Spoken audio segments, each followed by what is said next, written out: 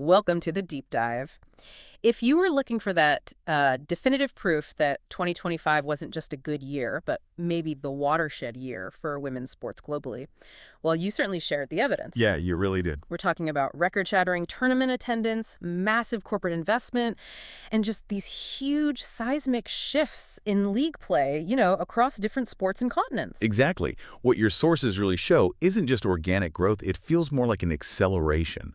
And it's driven by capital that's finally recognizing this immense market potential. Right. So our mission today is to dive deep into these facts, the investment figures, the shocking tournament results, and the big individual achievements to really understand why 2025 became this tipping point, both on the field and, I think, crucially, in the boardroom. It feels like the narrative of 2025 is built on three pillars. First, you have these colossal financial commitments from giants like Barclays and Mercedes-Benz. Second, these revolutionary, record-breaking outcomes in global tournaments.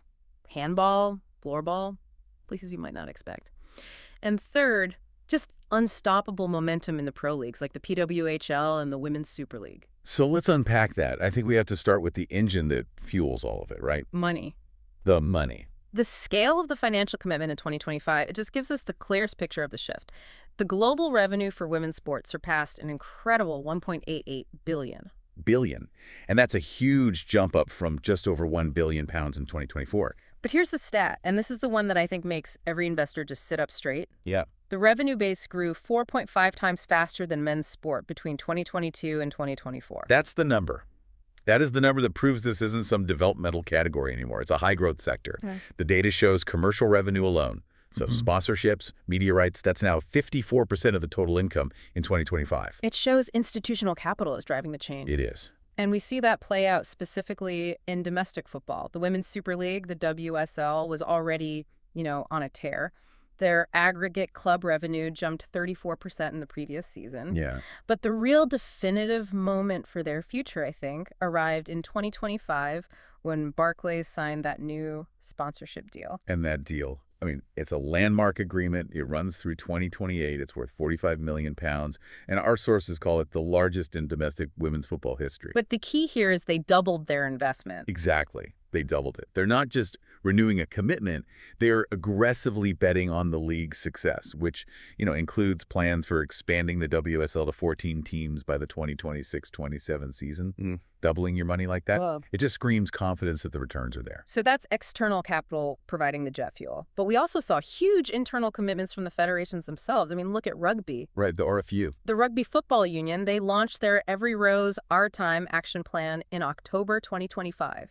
And that plan, it sets a massive revenue target. They're trying to generate over 60 million thousands in women's rugby by 2030. And at the same time, get player participation up to 100,000. It's a whole ecosystem approach. It is. It's holistic. Yeah. And it builds on the fact that the RFU had already tripled its annual funding since 2021. So they're moving women's rugby from being, a cost center to a critical revenue stream. And then there's the WTA in tennis, securing that partnership with Mercedes-Benz. And that one felt squarely focused on equity, not just brand placement. This is where we have to get into the nuance, I think. Mercedes partnered with the WTA specifically to help them achieve equal prize money, which is complicated in tennis because of the different event structures. Sure. So they set a goal, equal prize money at combined events, so tournaments with men and women, like Wimbledon by 2027. And then the goal for the non-combined women-only events is 2033. So it's a phased approach. It's a phased approach that reflects the huge financial shift that's still needed. Yeah. But it establishes a clear timeline, and it's backed by corporate funding. And this is where that commercial strategy really meets the cultural impact, right? The Right. role models. We saw Barbie partnering with the England Rugby Red Roses. Fascinating, isn't it? They launched 4 dolls of women's rugby players. Yeah. Stars like Ellie Kildoon, Ilona Maher, Portia Woodman-Wycliffe, and they did it on International Day of the Girl. Right. And this move, it directly targets that statistic in your sources that a third of girls quit sport by age 14, mostly because of a lack of visible role models and body confidence issues. So a brand is aligning with empowerment. Exactly.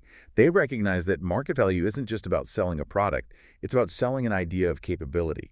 It's proof that this investment isn't just about getting eyeballs, it's funding these narratives that really resonate. And that investment, it fuels visibility, and then visibility drives crowds. So let's look at how that translated into attendance and just pure competitive drama in 2025. Okay, let's start with the 2025 World Women's Handball Championship, co-hosted by Germany and the Netherlands. Now, Norway won their fifth title, Which is impressive, of course. beating co-hosts Germany 23-20. But the big story here isn't really Norway winning, it's the sheer scale of engagement. Absolutely. Handball often flies under the radar globally, but it set a new single-tournament attendance record of 353,151 spectators. Wow. Just think about that. Over 1/3 people showed up, in person, to watch women's handball. It's clear evidence that the market for these international women's sports is maturing fast. And we saw that geographic expansion too, right? With new faces like Egypt, Switzerland, and the Faroe Islands all making their debuts. Yeah, and the Faroes became the smallest nation ever to qualify. All while Norway's Henny Reistad was just completely dominant, top scorer and MVP. But if you want a true sign that the global competitive landscape has just irrevocably shifted, you have to look at the Floorball World Championships. Oh, yes. In the Czech Republic, Switzerland won its second title, beating the hosts. But the real drama, that was the fall of the dynasty, The Swedes. the mighty Swedes. They went into that tournament holding a stunning 54 consecutive unbeaten match streak at World Championships. 50. And that streak was broken. They finished the tournament without a medal, losing the bronze match to Finland. They hadn't finished off the podium since 2005. I mean, 54 straight matches. That's such a psychological burden. And when that streak finally breaks, it just fundamentally resets the entire sport. It tells every other country, hey, you can win this. It's exactly what makes international sports compelling. And the crowds responded. The floorball competition set its own record attendance, 67,736 total spectators, and the individual awards reflected this new balance. Right. The MVP went to a Czech player. Arka Stukova, first Czech player ever to win it. The all-star team had 3 Czechs and 0 Swedes for the first time. The shift is real. And moving over to the college level, we have to talk about the NCAA Volleyball Championship, where Texas A&M took home their first national title. They swept the heavy favorite, #1 Kentucky, in the final. But the defining moment, the story that sticks with you, it happened earlier, in the regional semis. Against Louisville. Yeah. Texas A&M was literally 2 points from being eliminated, tied 23-23, and then Kendall Stowers delivers 2 clutch back-to-back kills to save the match. Just an incredible moment that propelled them forward. And that collegiate energy, it flows directly into the pro leagues, particularly the Professional Women's Hockey League, the PWHL, which just continued its incredible momentum. The fan engagement figures are astounding. The league set a single-day attendance record of 36,868 people across 3 games. In Ottawa, Montreal, and Edmonton. Right, and then they immediately followed it with a weekend record of over 45,000. The crowds are just showing up consistently. And you get those spectacular individual moments that make the league appointment viewing, like Casey O'Brien of the New York Sirens. Their first 3 career goals, right? A hat trick and a takeover tour game in Dallas. I mean, that's a huge moment for a young player, getting a hat trick on the road in a brand new market.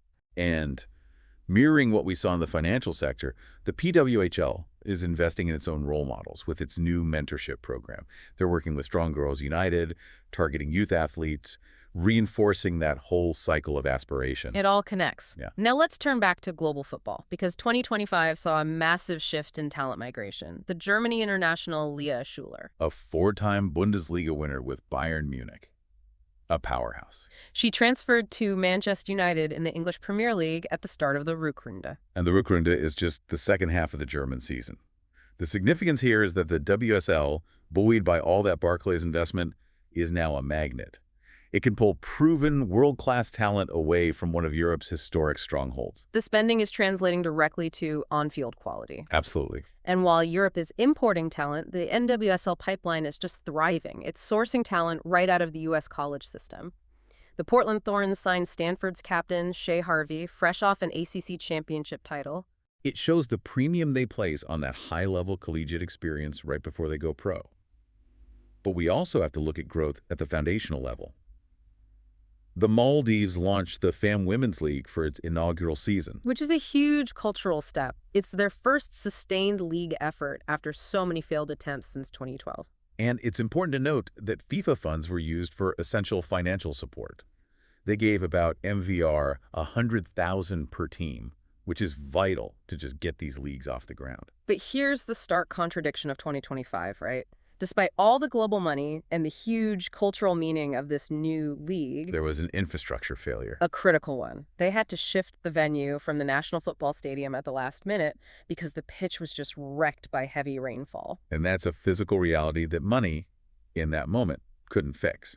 It's such a perfect counterpoint to all the massive corporate deals. Before we wrap up, we have to mention the official accolades, particularly the UK New Year Honours List. It was a sweep of recognition. England's coach Serena Wiegman received an honorary damehood for guiding the Lionesses to back-to-back European titles. Captain Leah Williamson was named an OBE alongside Red Roses champions Zoe Obcroft and Marley Packer. 4 other Lionesses were named MBEs. It's the institutions catching up to the performance levels. And finally, a great story of personal resilience. The athlete Keely Hodgkinson winning bronze at the World Athletics Championships in Tokyo. And this came despite her battling hamstring issues all year. Yet she still called 2025 her favorite year yet. That resilience, I think, really defines the year. We even saw it in NCAA women's basketball, that clash between #20 Nebraska and #17 USC. Nebraska had this incredible 12-0 start. Right, a school record for consecutive 80-plus point games. But USC's story was about adaptive success. They stayed in the top 25 even with the National Player of the Year, Juju Watkins, out for the season. And they did it relying on a freshman, Jazzy Davidson, to step up and fill that huge void. Incredible performance. So after all that, what does this all mean for you, the well-informed learner? I think 2025 was that critical turning point where the investment finally met the achievement.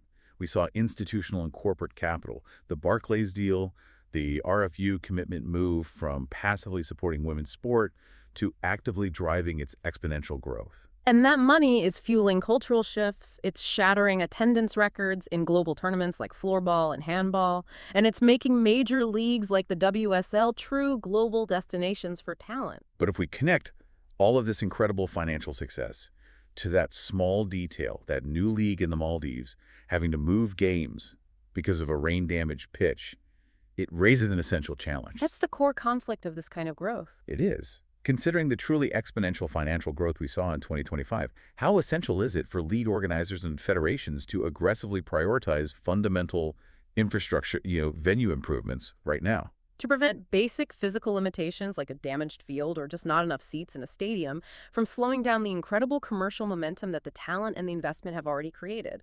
That's the question. That's the challenge that defines the next phase. Thanks for joining us for the deep dive.